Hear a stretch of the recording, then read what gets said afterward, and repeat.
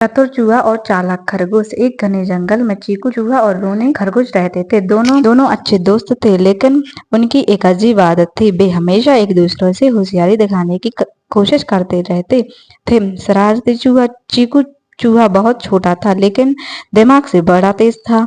वह अक्सर रोनी खरगोश की परेशानियों का मजा लेता था। एक दिन चीकू ने सोचा, आज रोनी को सबक सिखाना चाहिए। उसने एक रस्सी ली और जंगल के बीचों बीच जाल बिछा दिया। उसने उसमें गाजर रख दी, क्योंकि उसे पता था कि रोनी गाजर बहुत पसंद करता है। चालाक खरगोश रोनी खरगोश भी कम चालाक नहीं था। जैसे ही उसने रास्ते में बड़ी गाजर देखी तो उसे शक हुआ। उसने सोचा, यह इतनी स्वादिष्ट गाजर यहाँ क्यों पड़ी है? जरूर कोई चाल है। फिर भी उसने अपने दिमाग का इस्तेमाल किया।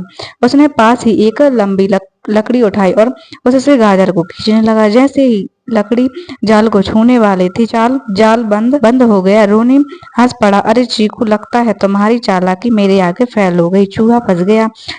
चीकू यह सब छिपकर देख रहा था। वह बोला, अरे नहीं, मेरा प्लान फेल हो गया।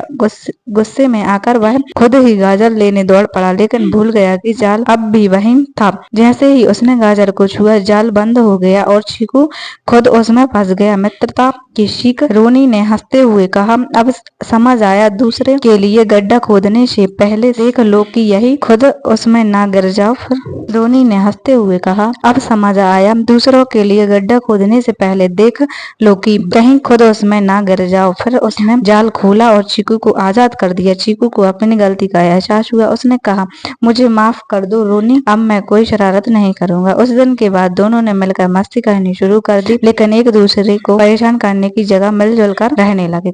यह कहानी से यह सीख मिलती है, दूसरों के लिए बुरा सोचने वाले पहले खुद के बारे में सोचें। चालाकी से ज्यादा जरूरी है दोस्ती और समझदारी। हर समस्या का हल धैर्य और चतुराई से निकाला जा सकता है।